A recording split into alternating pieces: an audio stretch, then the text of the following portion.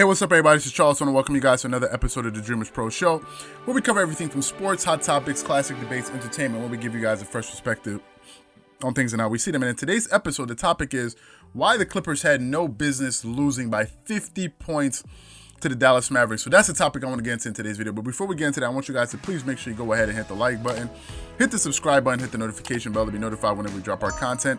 Also be on the lookout for our also be sure to check out our Dreamerspro Podcast, which is linked in the description below. Be on the lookout for our Dreamerspro Premium platform that we're launching sometime in first week of January.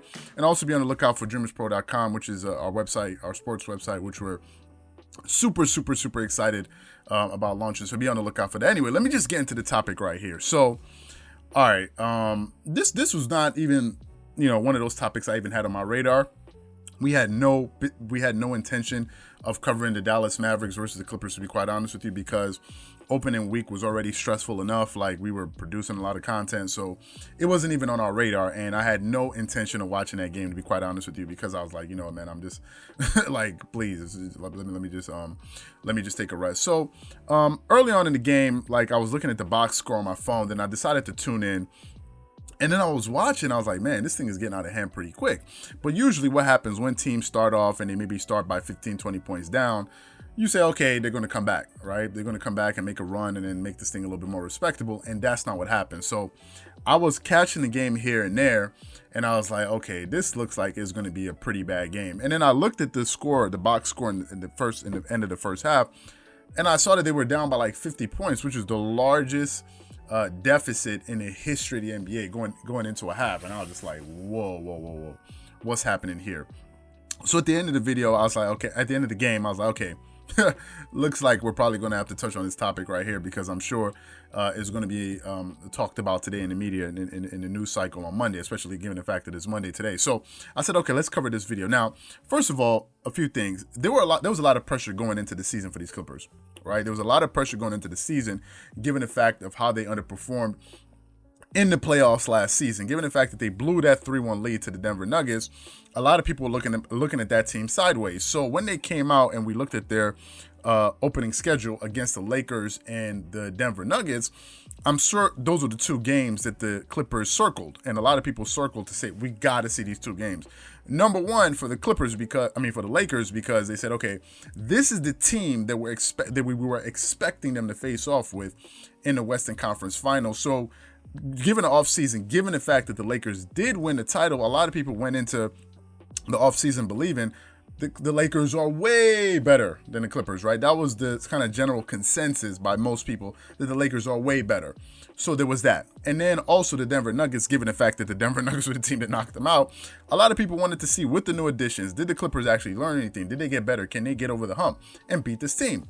Opening night came, they beat the Lakers, right? That was a good starting point. Some people can say maybe the Lakers were in a bit of a malaise. Maybe they were, they were still celebrating their championship ring. Whatever the case was, they beat them. Then 2 days later, they now had to go play the Denver Nuggets, which was also a really good test to see, hey, can they beat this team? And they got a lead on the Denver Nuggets. And one of the issues with the team was they could get leads and they couldn't hold on to leads for whatever reason. They would just crumble in second half of games and give away leads. And next thing you know, the team that they were up by, beaten by 20, comes back and beats them by 10 or 15. So they were able to go out there, get those two impressive wins, and beat the Denver Nuggets and beat the Lakers, which were the top two teams in the playoffs last year that went to the Western Conference Finals. So one would assume, okay, these are the two best teams in the Western Conference, right? So they were able to go out there and beat those two teams. And then what happened? They beat those two teams, and for whatever reason, I don't know if the Clippers got relaxed. I don't know if they said, hey, man, we're not going to get up for the Dallas Mavericks because we already beat these guys. Like, there's nothing we have to prove. Maybe that was it. But whatever the case was, they decided to go play the Dallas Mavericks and lose by 50 points.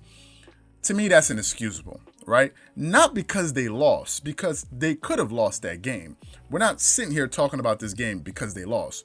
We're talking about it because of the way that they lost. They had no reason losing that game by 50. There was just no reason for them to go out there and drop the ball like that. Now, some people can say, well, hey, listen, Kawhi Leonard didn't play because he had a laceration on his face or his lips or whatever it is from the elbow that he caught from Serge Ibaka. They could say, well, their best player didn't play, so that's the reason they lost. But hold on the Dallas Mavericks side, Kristaps Porzingis didn't play either.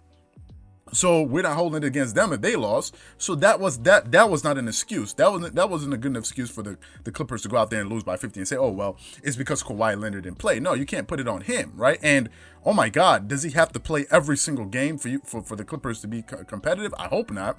One would think so. Now, last season they said that the team didn't do that well when Kawhi Leonard was out of the lineup, but nevertheless they had good enough players to go out there and get that win. Now, I blame it on two reasons. Number one, these guys were just not mentally prepared, because I think that they looked at those first two games on the regular season schedule and said, these are the two games we have to get, right?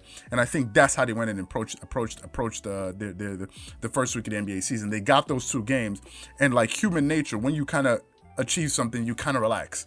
Very few people that can achieve something and then keep the pressure on like as if they never did anything in the first place. I think that's one reason that they had to let down. And these guys were probably just not mentally there. They were just checked out for whatever reason. They went out there, they spoke to Paul George at the end of the game, and he said, listen, there was no excuse for that, and I take responsibility for the guys not being ready. And he's right. Like, you should take responsibility as the best player on that team at that particular moment. That's the second thing. Also, the coaching staff. I don't know if the coaching staff were just, couldn't get their guys ready for that game. Whatever it was, I don't know what that is. Now, I'm not about to just start criticizing the coaching staff after they just beat two great Western Conference teams and a championship team, and then now all of a sudden turn around and say, oh, they don't know what they're doing. No. That's an overreaction, and we don't do that on this channel. We don't overreact to things. Now, is it the end of the world? Absolutely not, right? Is it the end of the world? No. But they do deserve to be criticized for losing that game in the way that they did, because there's no excuse for going out there and losing by 50 points, like being down by 50 points and a half. I had never seen anything like that. Granted, the Clippers were playing, but they were missing a lot of shots. It happens. I think they started the game something like 2 of 10 or 2 of 15 or something like that. So they missed a lot of shots as a team. It wasn't like as if it was just Paul George. It was Paul George, Serge Ibaka, Luke Kennard. So many players were missing shots. And I think in that fourth quarter, Tyronn Lue just cleared out his starting lineup and just put in his bench players. Like, man, you guys just stunk up the joint. There's no reason for me to keep you guys playing in that game. But it was a major letdown, and there are no excuses for that. Now, I'm not going to overreact like some people, because I'll say this quickly. There's some people out there that no matter what you do, they're going to criticize you, right? And I don't know if these are adults, I don't know if they're kids, I don't know what it is. But there's also going to be a certain crop of people that say, hey, listen, they just lost to the Dallas Mavericks by 50. This team sucks, right?